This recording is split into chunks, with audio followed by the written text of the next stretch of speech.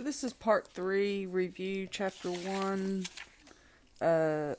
test 1, chapters 1 through 4. For an ACT with the mean score of 20 and a standard deviation of 2.1, and an SAT score of a mean of 950 and a standard deviation of 250 for the SAT. Both tests are normally distributed. Carly took the ACT and scored a 22 and an 1125 on the SAT. Which score should she send for scholarship application? Show the work and explain your answer. So, first what we want to do is find the Z-score of the ACT. And the Z-score is the data value, 22, minus the mean, divided by the standard deviation. So that's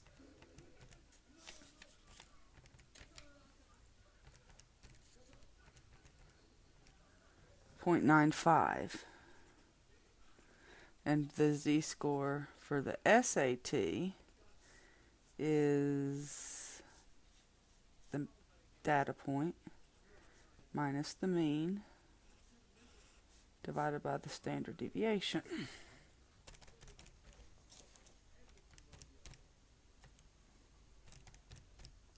Is 0.7. So we can see that her ACT score is better than the SAT score because of the standard deviation. Sketch the empirical rule for the SAT. So the SAT is 1125 with a, no, it's 950 with a 250 standard deviation. So that's 950 plus 250 is 1200, 1450, 17, yes, and then 700 minus 250 is 450, and this 250 is 200, and this is 34 and 34, 13.5, 13.5, 2.35, 0.15, and 0.15. And these are all the empirical rules. You've got that in your notes. So what percent of the students should have scored above a 650? Oops, I need to change that to a 450. So 450, that would be all of these. So we would say 13.5 plus 34 plus 34 plus 2.35. So 97.5% should have scored above a 450. If 50 students at Carly's school took the same SAT, how many should have scored between a 4, let me change those to a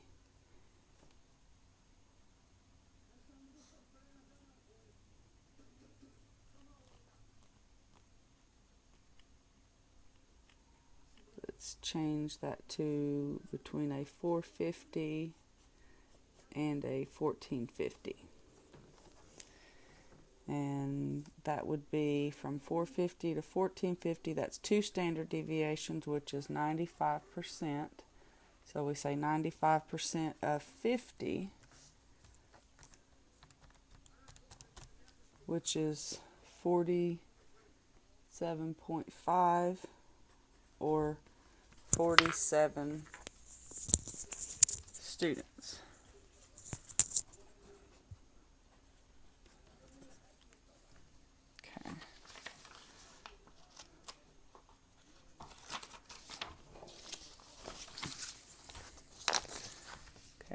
This problem, we need to be able to use the box and whisker plot and pull off the 5-number summary.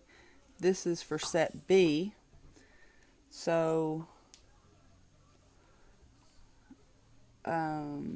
let's just do it for all the sets. So for set A, the minimum would be 10. The Q1 would be 20. The median, or the Q2 for A, would be 50. For A, Q3 would be 70. And the maximum would be 80. Alright, for set B, the minimum is 30. Q1 would be 40. Q2 is 50. Q3 is 80. The maximum would be 90.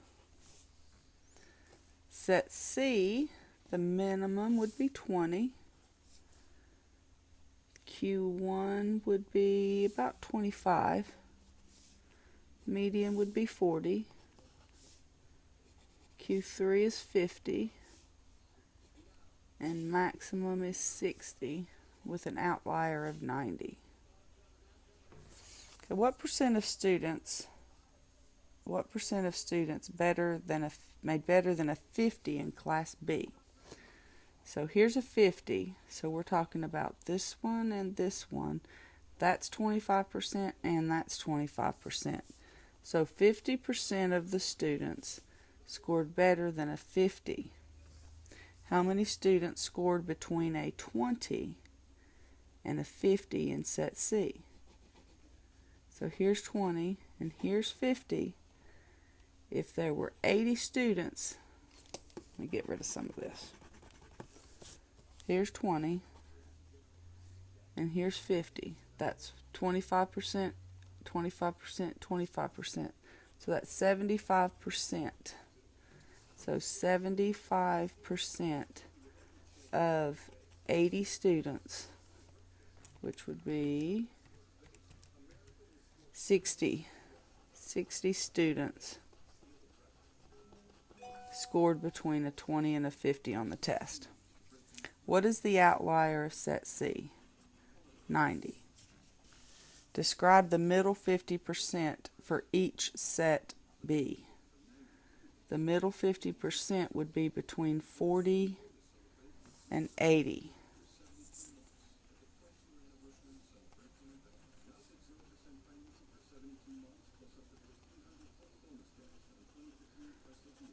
The middle 50% of set A scored between a 20 and a 70. The middle 50% of set C scored between a 25 and a 50. So the middle 50% is the box. Describe each distribution as symmetric or skewed. So if we look at B, it's pulled to the right, so that is skewed right. Set A is skewed left, it's pulled to the left.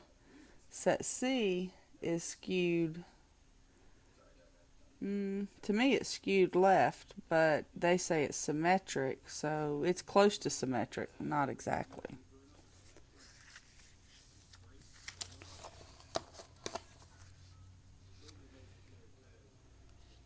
Okay, this is a different problem here, so we'll do this one. This, we have to put this into our stat, so we go to stat, edit, clear, clear. So 600, 1200, 900, 16. I'm going to do this problem in a second or on the next video.